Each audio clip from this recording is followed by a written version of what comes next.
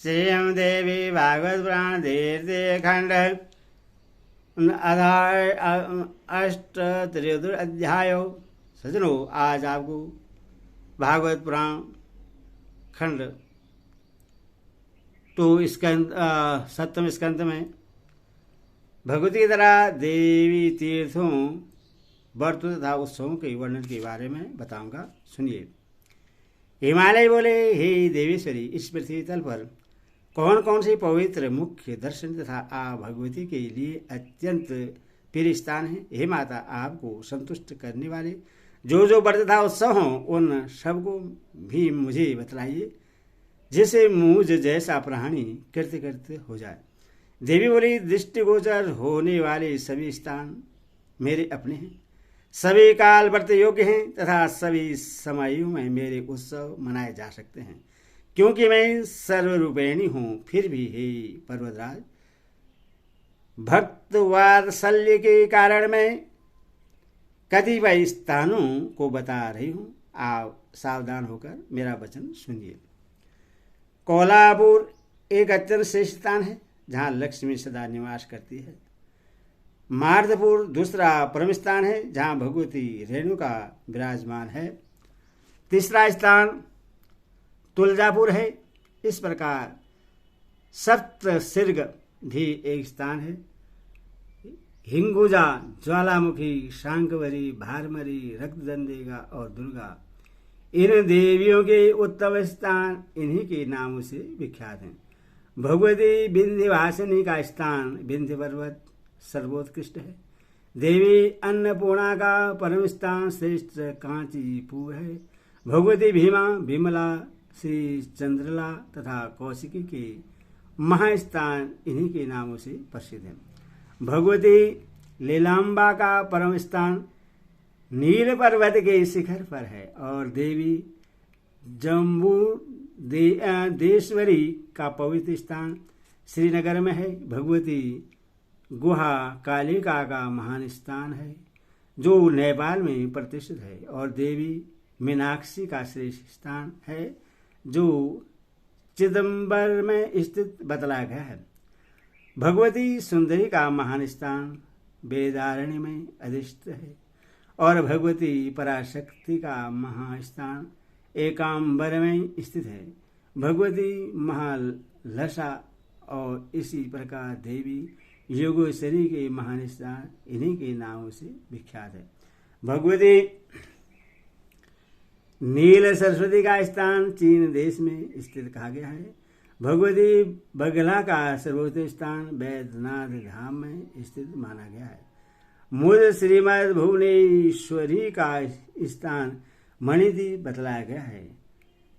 श्रीमत्रिपुर भैरवों का महान स्थान कामाख्या योनि मंडल है। यह भूमंडल पर क्षेत्र रत्न स्वरूप तथा महामाया द्वारा अधिवासित क्षेत्र है। धरातल पर इससे बढ़कर श्रेष्ठ स्थान कहीं नहीं है। यहाँ भगवती प्रत्येक माह में साक्षात रसलवा हुआ करती है। उस समय वहाँ के सभी देवता पर्वत स्वरूप हो जाते हैं, और अन्य महान देवता भी वहाँ पर्वतों पर निवास करते हैं। विद्वान पुरुषों ने वहाँ की संपूर्ण भूमि को देवी रूप कहा है। इस कामाख्या योनिमंडल से बढ़कर श्रेष्ठ स्थान कोई नहीं है। ऐश्वर्यमयी पुष्कर क्षेत्र भगवती गायत्री का उत्तम स्थान कहा गया है। अमरेश में चंडिका तथा प्रभास में भगवती पुष्करेशिणी विराजमान है।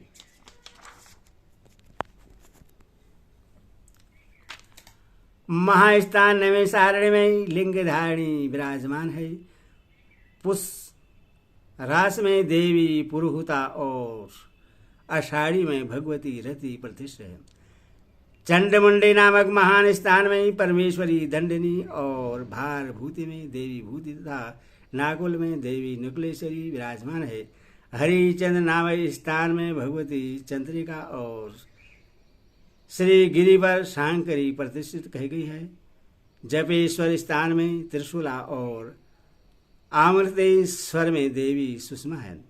महाकाल क्षेत्र में शांकरी, मध्य सारथ्यम नामक स्थान में श्रवणी और केदार नामक महान क्षेत्र में वे भगवती मार्गदायिनी अधिष्ठित है।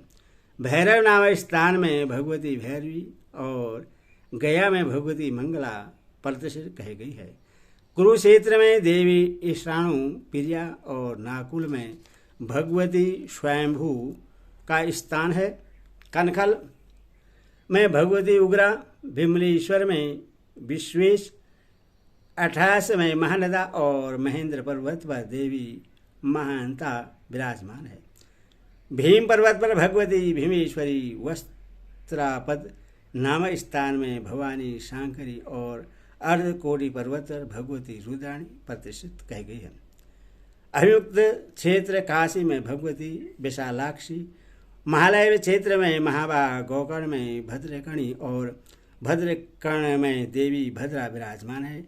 शोणाक्ष नामक स्थान में भगवती उत्पलाक्षी, इष्टाणुशंकर स्थान में देवी इष्टाणुविष, कमलाय में कमला, छगलर्ण में प्रचंडा, कुरुदंड में त्रिसंध्या, मारकोट में मुकुटेश्वरी, मंडलेश में शांडकी और काल जर पर्वत पर काली प्रतिष्ठित है। शौकोकर्ण पर्वत पर भगवती धवनी विराजमान बतलाई गई है। स्तूलकेश्वर पर भगवती स्तूला है। परमेश्वरी हरलेखा ज्ञानियों के हृदय कमल में विराजमान रहती है। बताए गए ये स्थान देवी के लिए अत्यंत प्रिय हैं। हे पर्वतराज, पहले ही उन क्षेत्रों का महात्म्य सुनकर तत्पश्चात शास्त्रोक्त विधि से भगवती की पूजा करनी चाहिए। अथवा हे नखश्रेष्ठ, ये सभी क्षेत्र काशी में भी स्थित हैं। इसीलिए देवी की भक्ति में तत्पर रहने वाले मनुष्य को निरंतर वहाँ रहना चाहिए। वहाँ रहकर उन स्थानों का दर्शन, भगवती के मंत्रों का निरंतर जप और उनके चरण कमल का नित्य ध्यान करने वाले मनुष्य भवबंधन से मुक्त हो जाता है। हे नख, जो मनुष्य प्रातःकाल उठकर भगवती के इन नामों का पाठ करता है, उसके समस्त पाप उसी क्षण शीघ्र ही भस्म हो जाते हैं। जो व्यक्ति श्राद्ध के समय, ब्राह्मण के समय इन पवित्र नामों का पाठ करता है, उसके सभी पितर मुक्त होकर परम गति को प्राप्त हो जाते हैं। हे सुव्रत, अब मैं देवी के व्रतों के विषय में आपको बताऊंगा। सभी स्त्रियों और पुरुषों को ये व्रत प्रयत्न पूर्वक करने चाहिए। व्रतों में जो तृतीया का व्रत है वे अनंत तृतीया, रस कल्याणी और आंद्रानंदकर नाम से प्रसिद्ध है। शुक्रवार, कृष्णा चतुर्दशी तथा भोमवार को देवी का व्रत किया जाता है। परदोष भी देवी व्रत है। उस दिन देवादिदेव भगवान शिव सायंकाल के समय देवी पार्वती को कुशासन पर विराजमान करके उनके समझ देवताओं के साथ नृत्य करते हैं। उस दिन उपवास करके सायंकाल के परदोष में भगवती शिवा की पूजा करनी चाहिए। देवी को विशेष रूप से संतुष्ट करने वाले यह परदोष प्रत्येक पक्ष में करना चाहिए। हे पर्वत, सोमवार का व्रत मुझे अत्यधिक संतुष्ट करने वाला है। इस व्रत में उपवास करके भगवती की पूजा कर रात में भोजन करना चाहिए।